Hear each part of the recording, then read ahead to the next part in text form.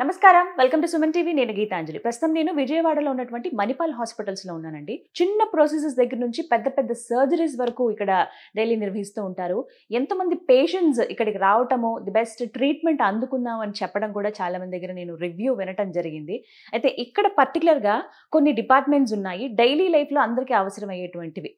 అంటే సాధారణంగా జలుబు ఎక్కువగా చేస్తూ ఉంటుంది, లంగ్స్ కి సంబంధించిన ఇష్యూస్ వస్తూ ఉంటాయి, సీజనల్ గా వచ్చే ప్రాబ్లమ్స్ ఉంటాయి. అందులో ఇప్పుడు వింటర్ కాబట్టి ఎక్కువగా ఫేస్ చేసేవి ఇవే. దగ్గు వస్తుంది, బాగా జలుబు చేస్తుంది. అవి గనక క్యూర్ అవ్వకపోతే అవి సీరియస్ అవుతూ ఉంటాయి. సో ఇనిషియల్ స్టేజెస్ లోనే మనం వాటిని ఎలా గుర్తించాలి, వాటికి ట్రీట్మెంట్ ఎలా ఉంటుంది, ఎలాంటి జాగ్రత్తలు మనం తీసుకోవాలి, వీటి గురించి తెలుసుకుందాం. ప్రస్తుతం నాతో పాటు ఉన్నారు డాక్టర్ లోకేష్ గుప్తా.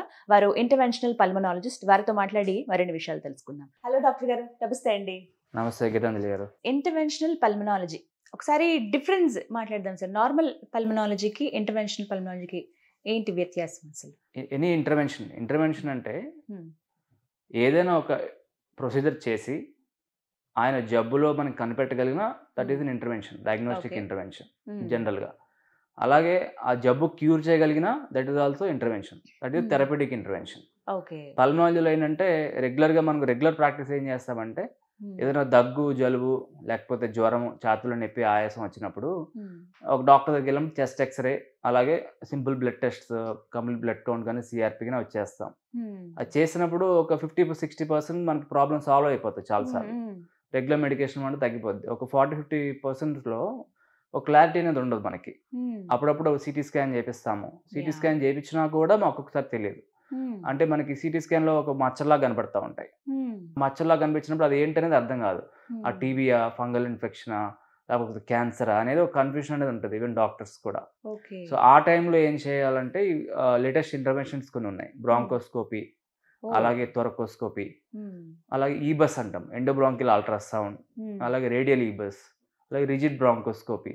ఇట్లా రకరకాల ఇంటర్వెన్షన్స్ ఉంటాయి మనకి పల్మనాలజీలో. ఈ ఇంటర్వెన్షన్స్ ద్వారా ఇవన్నీ మేజర్గా డయాగ్నోస్టిక్ ఇంటర్వెన్షన్స్. అర్థం చేసుకోవాలంటే జబ్బు కనిపెట్టడానికి త్వరగా. సో ఈ ఇంటర్వెన్షన్స్ అన్ని కూడా ఉపయోగపడతాయి. దాన్ని ఇంటర్వెన్షనల్ పల్మనాలజీ అంటాం. కొన్ని సిచ్యువేషన్లో ఫర్ ఎగ్జాంపుల్ చిన్నపిల్లలు నోట్లో పెట్టుకొని సడన్గా మింగేస్తారు. అది లంగ్స్లోకి వెళ్ళినప్పుడు సడన్గా ఊపిరి ఆగదు వాళ్ళకి. దాన్ని ఫారెన్ బాడీ యాస్పిరేషన్ అంటాం మెడికల్ టర్మినాలజీలో. అలాంటప్పుడు అవి తీయడానికి లంగ్స్లోకి వెళ్ళిన అది పిన్ కావచ్చు, లేకపోతే పీనట్స్ కావచ్చు, చాలా కామన్గా జరుగుతూ ఉంటాయి. అవి బయట తీయడానికి రిజిడ్ బ్రాంకోస్కోపీ ద్వారా ఫారెన్ బాడీస్ తీయడం జరుగుతుంది.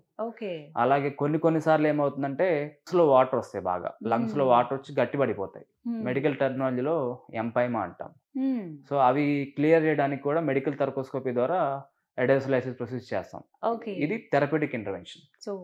డిఫరెన్స్ ఉన్నాయి.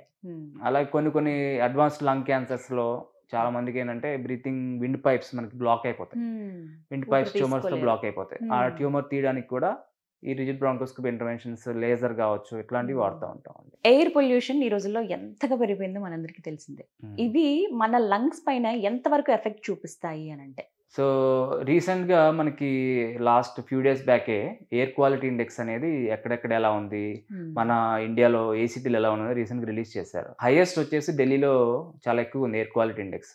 మనకి రేంజ్ తీసుకుని 0 to 300 తీసుకుంటే 0 to 50 is good for people. So anything more than 50 to 100 is moderate. So anything more than 300 is hazardous to the people. అక్కడ ఉండడం అనేది చాలా కష్టం. ఢిల్లీలో అట్ ద మూమెంట్ మీరు లైవ్ చెక్ చేస్తే నాకు 360 ఉంది. So that means it is very dangerous అనమాట. ఒకసారి మనం అలా ఒక రోజు బైక్తో తీసుకొని మార్నింగ్ నుంచి ఈవినింగ్ వరకు తిరిగాం అనుకోండి, అంటే ఆల్మోస్ట్ ఒక స్మోకింగ్ అలవాటు లేని అతను 40 cigarettes కాల్చినట్టు ఒక రోజులో. సో అట్లా మనకి యూజువల్గా ఏమంటామంటే సిఓపిడి అంటాం. సిఓపిడి అంటే chronic obstructive pulmonary disease. Lungs వచ్చేసి మనకి సినిమా యాడ్స్ లో చూపిస్తారు కదా, స్టార్ట్ అయ్యే ముందు అలా బ్లాక్ గా అయిపోయి పిండితే తార్ వస్తూ ఉంటది. సో ఢిల్లీలో ఉన్న వ్యక్తి ఒక 10 సంవత్సరాలు ఉంటే ఎవ్రీడే మనకి బైక్ మీద వెళ్తా ఉంటే లంగ్స్ అలా అయిపోతాయి. So that is called COPD. So మనం పొల్యూషన్ పీల్చుకోవడం వల్ల లంగ్స్ అన్ని కూడా విండ్ పైప్స్ కానీ లేకపోతే లంగ్ ప్యారెంకైమా కానీ డ్యామేజ్ అవుతుంది. అది మన ఆంధ్ర తెలంగాణలో వచ్చి it is around 100. We're just crossing. So 50 is ideal. ఇక్కడ కూడా డేంజరే. ఆంధ్రాలో వచ్చి రోజుకి ఒకసారి బండి మీద తిరిగితే 2 సిగరెట్లు కాల్చినట్టు. చాలా మందికి తెలియదు. యూజువల్ గా ఏంటంటే మనం స్మోకింగ్ చేయట్లేదు కదా, సో మనకెందుకు వస్తుంది అని యూజువల్ గా మనం ఆ మిస్కాన్సెప్షన్ లో ఉంటాం. స్మోకింగే చేయాల్సిన అవసరం లేదు. ఈవెన్ పొల్యూషన్లో తిరుగుతూ ఉన్నా కానీ అది చాలా సరిపోతుంది మనకి లంగ్ ప్రాబ్లం రావడానికి. సో అందుకనే ఎస్పెషల్లీ ఇప్పుడు మనకు వచ్చే పేషెంట్స్ కూడా ఎక్కువ మంది ఎయిర్వే ప్రాబ్లమ్స్ చాలా ఎక్కువ వస్తున్నాయి. నేను రోజుకి ఒక 50 మెంబర్స్ చూస్తే అందులో అట్లీస్ట్ మోర్ దెన్ 50% ఈ ఎయిర్ పొల్యూషన్ రిలేటెడ్ వచ్చిన ప్రాబ్లమ్సే ఎక్కువ ఉంటాయి అన్నమాట. ఓకే. అంటే సిమ్టమ్స్ ఎలా ఉంటాయి సార్ వీళ్ళకి? సిమ్టమ్స్ మనకి ఎక్కువగా ఏంటంటే ఫ్రీక్వెంట్ గా దగ్గు వస్తూ ఉంటుందండి. చాలా ఫ్రీక్వెంట్ గా, అంటే ఎవ్రీ మంత్ దగ్గు తగ్గింది ఒక 20 రోజులు బాగున్నాం అనుకునే లోపల మళ్ళీ దగ్గు వస్తూ ఉంటాయి. సో కోల్డ్, కాఫ్, బ్రెత్లెస్నెస్ ఇవి ఫ్రీక్వెంట్ గా వస్తూ ఉంటది. సో ఎవరికి వస్తుంది కామన్ గా అంటే చాలా మందికి ఎలర్జీస్ ఉంటాయి. డస్ట్ ఎలర్జీ కావచ్చు, ఆస్తమా కావచ్చు, రకరకాల వాడుక భాషలో ఆస్తమా అంటే ఫస్ట్ ఎవరు ఒప్పుకోరు, యాక్సెప్టెన్స్ తక్కువ ఉంటుంది. చాలా మందికి ఏంటంటే ఎలర్జీస్ అంటే వాళ్ళకి ఏదో ఒక రకమైన ఎలర్జీ ఉంటుంది. డస్ట్ ఎలర్జీ కావచ్చు, స్కిన్ ఎలర్జీ కావచ్చు. ఈ ఎలర్జీస్ ఉన్న వాళ్ళకి ఏంటంటే వాళ్ళకి లంగ్ ఎలర్జీ కూడా ఉంటుంది, దాన్ని ఆస్మా అంటాం. సో వాళ్ళకి ఎస్పెషల్లీ మనకు ఒకసారి పొల్యూషన్ డస్ట్ కానీ తగిలినప్పుడు చాలా ఫ్రీక్వెంట్ గా కోల్డ్ కాఫ్ వస్తూ ఉంటుంది. ఇది ఎయిర్వేని ఇరిటేట్ చేస్తూ ఉంటుంది. ఇరిటేట్ చేయడం వల్ల అదంతా కూడా లోపల మ్యూకస్ ప్లగ్స్ ఫామ్ అయిపోయి చెస్ట్ అంతా కూడా కంజెస్టెడ్ అయిపోతా ఉంది. వాళ్ళకి మనం లంగ్స్ అనేది లంగ్స్ లోపలికి గాలి లోపలికి వెళ్ళి బయటికి రావాలంటే లంగ్స్ విండ్ పైప్స్ ఫ్రీగా ఉండాలి. అక్కడ మ్యూకస్ ప్లగ్ ఫామ్ అయ్యి కంజెస్టెడ్ గా ఉంటే ఆ ప్రక్రియ జరగడం చాలా కష్టంగా ఉంటుంది అన్నమాట. దగ్గు విపరీతంగా వస్తూ ఉంటుంది, ఇలా ఏదో ఒక ఇష్యూ ఉండనే ఉంటుంది, లేకపోతే ఎక్కువగా జలుబు చేయటం కానీ ఇవి కామన్ గా చూస్తూ ఉంటామండి. అసలు డాక్టర్ని ఎప్పుడు కన్సల్ట్ చేయాలి? ఎందుకంటే వెంటనే టాబ్లెట్లు వేసేసుకోవడం మాకు అలవాటు. మెడికల్ షాప్ ఉందా, వెళ్ళి ఇది పలానా ప్రాబ్లం అండి అంటే వెంటనే తీసుకుని వేసేసుకుంటాం. కానీ డాక్టర్ దగ్గరికి ఎప్పుడో కానీ వెళ్ళాం. అసలు డాక్టర్ని ఎప్పుడు కన్సల్ట్ చేయాలి? ఈ రోజు దగ్గు స్టార్ట్ అయింది, ఈ రోజు రేపు వెళ్ళి డాక్టర్ని కలవాలా? అవసరం లేకపోవచ్చు. ఈవెన్ మాకు కూడా దగ్గు జలుబు వస్తాయి, డాక్టర్స్ కూడా. సో వచ్చిన వెంటనే కంగారు పడాల్సిన అవసరం లేదు. ఓవర్ ద కౌంటర్ మెడికేషన్ చాలా మంది ఎజిత్రోమైసిన్ వాడతారు, లేదా ఆగ్మెంటిన్ వాడతారు. That is okay. అప్పుడు అక్కడ వరకు ఓకే. అంటే 1 వీక్ వరకు కూడా మన కోల్డ్ కాఫ్ తగ్గకపోతే మీరు ఓవర్ ద కౌంటర్ మెడికేషన్ అంటే సింపుల్ యాంటీబయాటిక్ కావచ్చు, అలాగే సింపుల్ యాంటీహిస్టమిన్ అంటే మాంటలిక్ యాసిడ్ లివోసిట్రిజిన్ కాంబినేషన్ కావచ్చు 1 వీక్ వరకు వాడచ్చు. బట్ ఇన్ కేస్ ఫీవర్ బాగా వస్తూ ఉంది, బాగా హైగ్రేడ్ ఫీవర్ వస్తూ ఉంది, బ్రెత్లెస్నెస్ ఊపిరి ఆడట్లేదు, లేకపోతే ఆక్సిజన్ లెవెల్ మనకి 94 అబవ్ ఉండాలి సాచురేషన్. పల్స్ ఆక్సిమీటర్ ఎవరికి అందరికి తెలిసే ఉంటుంది pulse oximeter. So oxygen level ఏమైనా డ్రాప్ అవుతున్నా కానీ సో ఇమీడియట్ గా డాక్టర్ని కలవాలి. అంటే 1 వీక్ 5 to 7 days మీరు ట్రై చేయొచ్చు. If it is mild cough it can get subsided. లేదు మనకి 1 వీక్ తర్వాత కాఫ్ తగ్గదని అట్లీస్ట్ ఒక ఎక్స్రే తీయించుకోవాలి. ఎక్స్రే తీయించిన తర్వాత అందులో నార్మల్ గా ఉండి ఇట్స్ ఓకే. బట్ ఇండియాలో ఏంటంటే ఒక 2 weeks తర్వాత కూడా దగ్గు తగ్గట్లేదంటే టీబీ కంపల్సరీ లోడ్ చేసుకోవాలి, tuberculosis. So India is also one of the endemic country for టీబీకి. సో చాలా ఎక్కువ ప్రిడామినెంట్ గా ఉంటుంది. సో మనకి అందుకనే ఎర్లీగా మనం టీబీ డయాగ్నోస్ చేసుకుంటే కాంప్లికేషన్స్ లేకుండా బయటపడే అవకాశం ఉంటుంది. ఒక 6 months కోర్స్ ఉంటుంది అనమాట. అది కాకుండా రెగ్యులర్ వైరల్ ఇన్ఫెక్షన్స్ ఉంటాయి, న్యూమోనియా అని, ఇన్ఫ్లుయెంజా. ఈ రెండు కూడా ఎస్పెషల్లీ నవంబర్ డిసెంబర్ మాసంలో చలికాలంలో ఈ ఇన్ఫెక్షన్ చాలా ఎక్కువ ఉంటాయి. ఇన్ఫ్లుయెంజా అలాగే న్యూమోకోకల్ న్యూమోనియా కూడా చాలా ఎక్కువ కామన్ గా ఉంటుంది. సో 50% ఇన్ఫెక్షన్స్ ఇవే ఉంటాయి. ఎస్పెషల్లీ ఈ రెండు రాకుండా ఉండడానికి మనకి వ్యాక్సిన్స్ ఉంటాయి. ఉన్న వ్యాక్సిన్స్ అందుబాటులో ఉన్న వ్యాక్సిన్స్ వచ్చేసి న్యూమోకోకల్ న్యూమోనియాకి ప్రివెనార్ 13 అనే వ్యాక్సిన్ ఒకటి ఉంటుంది, అలాగే న్యూమోవాక్ 23. ఈ రెండు వ్యాక్సిన్స్ న్యూమోకోకల్ న్యూమోనియాకి పనిచేస్తాయి. అలాగే ఇన్ఫ్లుయెంజా వ్యాక్సినేషన్, ఈ ఇన్ఫ్లుయెంజా వ్యాక్సినేషన్ అనేది ఎవ్రీ ఇయర్ స్ట్రెయిన్ మారుతూ ఉంటుంది ఇన్ఫ్లుయెంజా. సో దానికోసం ఎవ్రీ ఇయర్ ఒకసారి వేస్తూ ఉంటాం. అదే న్యూమోకోకల్ న్యూమోనియాకి ఎవ్రీ 5 years ఒకసారి వేస్తూ ఉంటాం. తర్వాత ఎవరు వేసుకోవాలి ఈ వ్యాక్సిన్స్? ఈ వ్యాక్సిన్స్ ఇన్ఫెక్షన్స్ రాకుండా ఎవరు వేసుకోవాలి? ఎస్పెషల్లీ ఏంటంటే చిన్నపిల్లలకి ఇమ్యునేషన్ షెడ్యూల్ మనం చూస్తాం. వాళ్ళు పుట్టిన తర్వాత 2 years వాళ్ళకి ఎవ్రీ మంత్ వ్యాక్సినేషన్ షెడ్యూల్ ఉంటాయి. నేను చెప్పిన ఈ 2 వ్యాక్సిన్స్ కూడా పిల్లలకు కూడా వేస్తారు. అంటే ఇన్ఫ్లుయెంజా వ్యాక్సినేషన్ అలాగే న్యూమోకోకల్ న్యూమోనియా వ్యాక్సినేషన్ చిన్నపిల్లలకు కూడా వేస్తారు. సో చిన్నపిల్లలకి ఎలా వేస్తామో అడల్ట్ వ్యాక్సినేషన్ అని రీసెంట్ గా మన మణిపాల్ హాస్పిటల్లో కూడా ఒక ప్రోగ్రామ్ స్టార్ట్ చేయడం జరిగింది. అంటే especially age more than 60 years ఏ ప్రాబ్లం లేకపోయినా కూడా 60 years ఉండి ఏ ప్రాబ్లం లేని వాళ్ళు కూడా చాలా మంది ఉంటారు, డయాబెటీస్ హైపర్ టెన్షన్ లేని వాళ్ళు కూడా. బట్ హెల్త్ మనకి ఏజ్ తో పాటు ఇమ్యూనిటీ వీక్ అవుతా ఉంటుంది. సో దానివల్ల వానికి ఏంటంటే ఇమ్యూనిటీ తక్కువ ఉంటుంది. కాబట్టి చిన్నపిల్లలకి ఎలా వేస్తాం వ్యాక్సినేషన్, వీళ్ళకి కూడా ఎస్పెషల్లీ రెస్పిరేటరీ ఇన్ఫెక్షన్స్ ఏంటంటే బయటకు వెళ్ళినప్పుడు స్ప్రెడ్ అవుతాయి కాబట్టి రాకుండా ఉండడానికి వీళ్ళకి వేస్తాం. వాళ్ళతో పాటు ఏజ్ 60 కంటే తక్కువ ఉన్నా కానీ డయాబెటీస్ కావచ్చు, హైపర్ టెన్షన్ కావచ్చు, థైరాయిడ్ ప్రాబ్లం కావచ్చు, హార్ట్ ప్రాబ్లం కావచ్చు, లంగ్ ప్రాబ్లం కావచ్చు, కిడ్నీ ప్రాబ్లం కావచ్చు, లివర్ ప్రాబ్లం కావచ్చు, అంటే ఎనీ ఆర్గాన్ డిస్ఫంక్షన్ ఉన్న వాళ్ళకి ఈ వ్యాక్సిన్స్ అనేవి వేసుకుంటే ఇమ్యూనిటీ తక్కువ ఉంటుంది కాబట్టి వాళ్ళకి ఇన్ఫెక్షన్స్ రాకుండా ఉంటాయి. ప్రతిసారి ఇన్ఫెక్షన్ వచ్చినప్పుడు మన లంగ్ యొక్క ఫంక్షన్ తగ్గిపోతూ ఉంటుంది. అప్పుడప్పుడు సీరియస్ అయ్యి వెంటిలేటర్ మీకు వెళ్ళి ప్రాణాన్ని కూడా కొంతమంది కోల్పోతూ ఉంటారు. సో అవి ప్రివెంట్ చేయడానికి వ్యాక్సిన్స్ అనేవి ఉపయోగపడతాయి. వింటర్ లో ప్రతి ఒక్కరు తీసుకోవాల్సిన జాగ్రత్తలు ఏంటండి? ఎందుకంటే అందరికీ జలుబులు, దగ్గులు, జ్వరాలు వస్తూనే ఉంటాయి. హాస్పిటల్స్ కూడా మన బెడ్స్ ఫిల్ అయిపోవడం చూస్తూ ఉంటాం. ఇంట్లో ఒక్కరికి జలుబు చేసిందంటే ఖచ్చితంగా అది ఇంకొకరికి స్ప్రెడ్ అవుతూ ఉంటుంది. సో ఆ మినిమం కేర్ ఏంటండి ఇంట్లో తీసుకోవాల్సి? సో ఒకటేనంటే మనకి 2020లో అందరూ నేర్చుకుందంటే ఇంక్లూడింగ్ డాక్టర్స్ సహా మాస్క్ పెట్టుకోవడం అందరూ నేర్చుకున్నారు. అంతకుముందు మాస్క్ పెట్టుకోవడం అనేది డాక్టర్స్ ఓన్లీ సర్జరీ చేసినట్టు పెట్టుకుంటారు తప్ప రెగ్యులర్ ఓపీ పేషెంట్ చూసినప్పుడు కూడా చాలా మంది పెట్టుకోరు. సో ఎస్పెషల్లీ మాస్క్ అనేది వెరీ ఇంపార్టెంట్ అండి. సో మనం బయటకు వెళ్తున్నప్పుడు నవంబర్ మాసంలో ఎస్పెషల్లీ ఇన్ఫెక్షన్స్ బాగా ఉన్నప్పుడు ఫంక్షన్స్కి వెళ్తున్నప్పుడు కూడా ఒక మాస్క్ పెట్టుకోవడం ఇంపార్టెంట్. అట్లీస్ట్ N95 పెట్టుకోకపోయినా అట్లీస్ట్ క్లాత్ మాస్క్ పెట్టుకోవడము. అలాగే ఎవరైనా ఫీవర్తో ఉన్నప్పుడు వాళ్ళతో ఎక్కువ టైం స్పెండ్ చేయకుండా దగ్గర ఉన్నప్పుడు అట్లీస్ట్ మాస్క్ పెట్టుకుని ఉండాలి. రెండోది ఇంట్లో ఒకరికి ఫీవర్ ఉంటే వాళ్ళతో మనం యూజువల్గా స్పెండ్ చేస్తూ ఉంటాం. అది కొంచెం తగ్గించుకొని పక్క రూమ్లో పడుకోవడము ఆ 2-3 days బాగా సివియర్గా ఉన్నప్పుడు.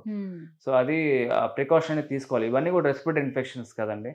సో కోవిడ్ ఎలాగైతే ఒకరినొకరు స్ప్రెడ్ అవుతుంది రెస్పిరేటరీ డ్రాప్లెట్ ద్వారా, ఒక ఇన్ఫ్లుయెంజా కావచ్చు, ఒక న్యూమోనియా కావచ్చు, రెస్పిరేటరీ డ్రాప్లెట్ ఇన్ఫెక్షన్స్ అన్ని కూడా సోషల్ డిస్టెన్సింగ్ ఎస్పెషల్లీ కొంత ఆ టైంలో, అలాగే మాస్క్ అనేది మెయింటైన్ చేయాలి.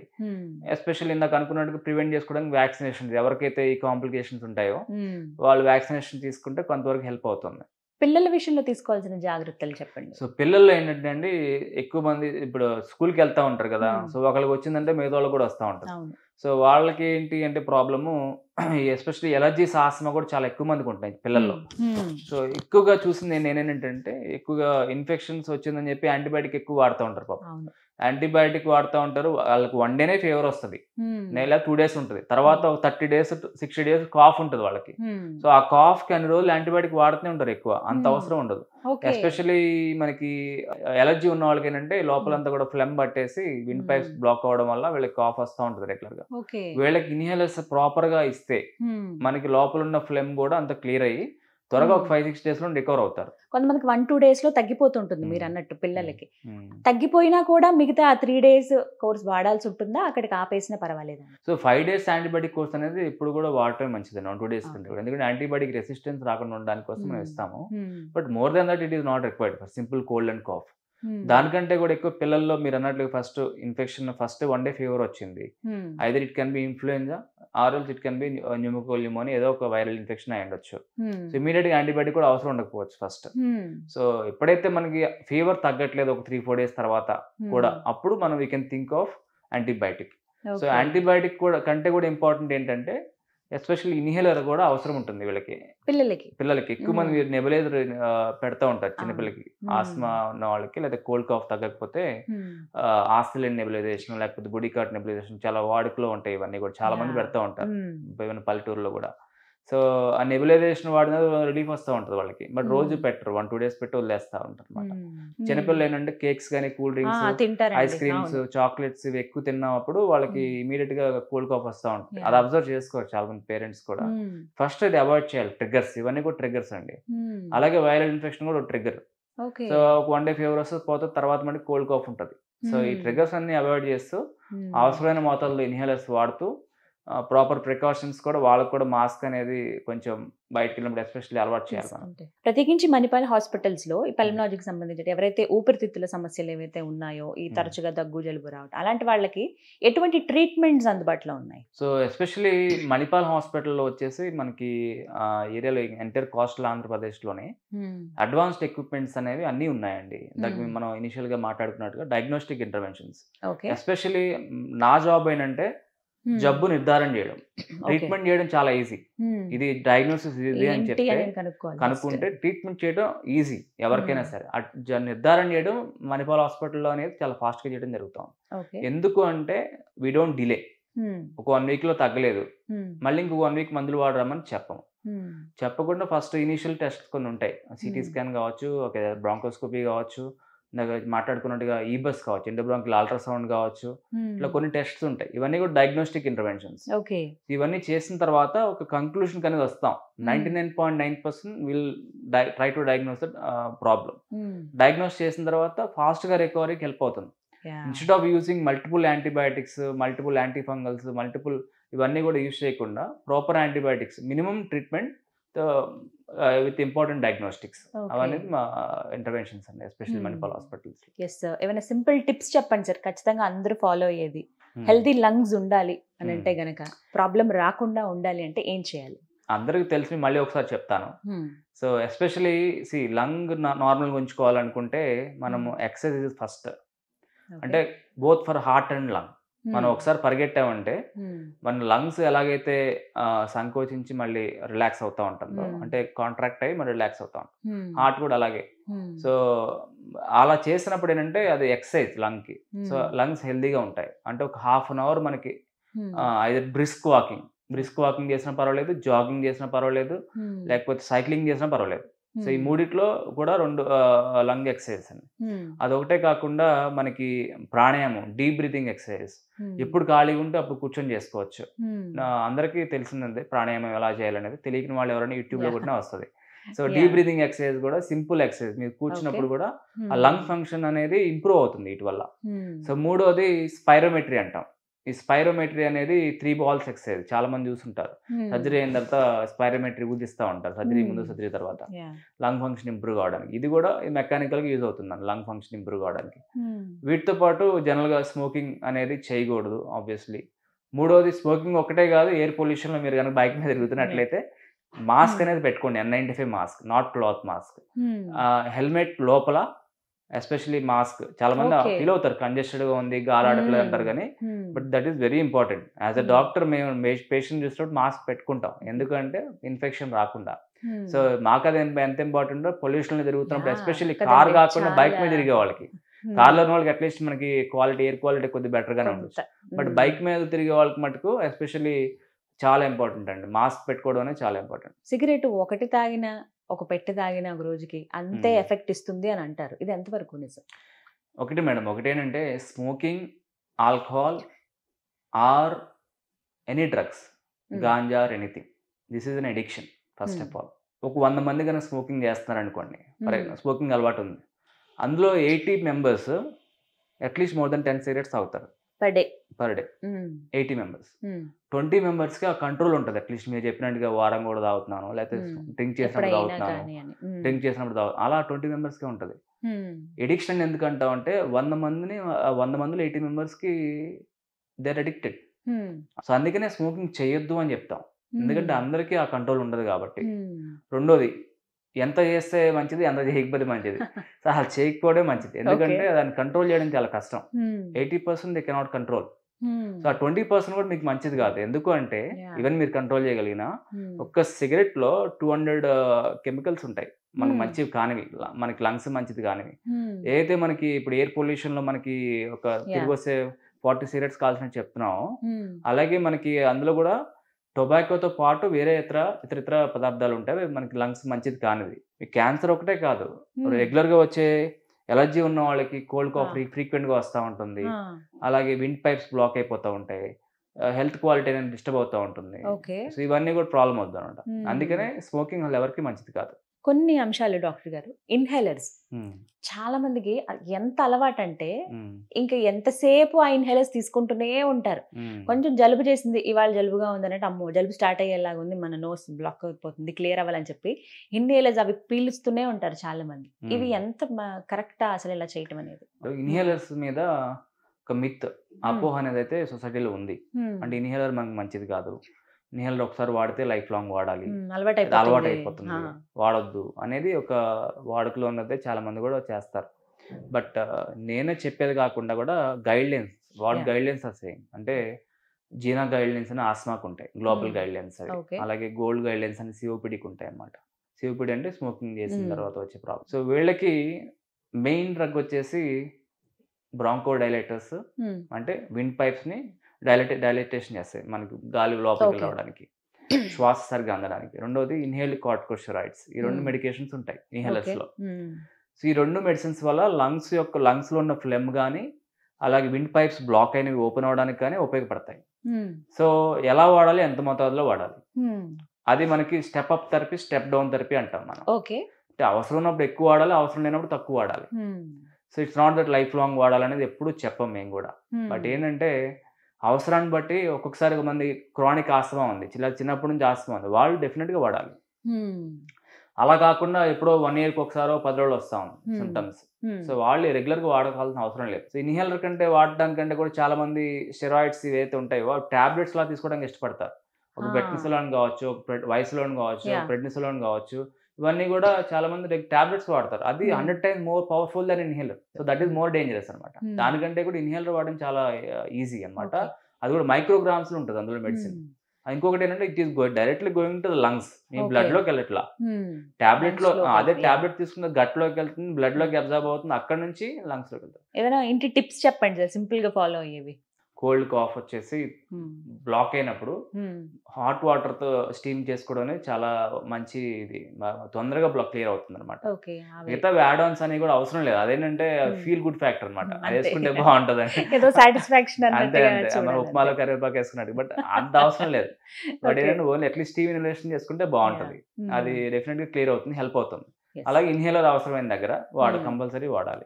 Thank you so much doctor గారు, చాలా క్లియర్ అయ్యారు. సో విన్నారు కదా, హెల్దీ లంగ్స్ కావాలంటే కనుక కొన్ని టిప్స్ అందరూ ఫాలో అవ్వాలంటున్నారు. అంటే మేజర్గా సీరియస్ అయ్యేదాకా ఇష్యూ తెచ్చుకోకుండా చిన్న చిన్న ప్రాబ్లమ్స్ వచ్చినప్పుడే ఆ మెడిసిన్ వాడడమో లేకపోతే ఫస్ట్ డాక్టర్ గారిని సంప్రదించడమో చేస్తే మేజర్ ప్రాబ్లం రాకుండా ఉంటుంది అంటున్నారు. ది బెస్ట్ ట్రీట్మెంట్ ప్రస్తుతం విజయవాడలో ఉన్నటువంటి మణిపాల్ హాస్పిటల్స్లో అందుబాటులో ఉందండి. మరిన్ని వివరాల కోసం స్క్రీన్ మీద ఉన్న నెంబర్స్కి కాల్ చేయండి. డాక్టర్ గారి అపాయింట్మెంట్ తీసుకుని కలవండి. ది బెస్ట్ ట్రీట్మెంట్ అందుకోండి. ఇది వాళ్ళ వీడియో. నమస్తే.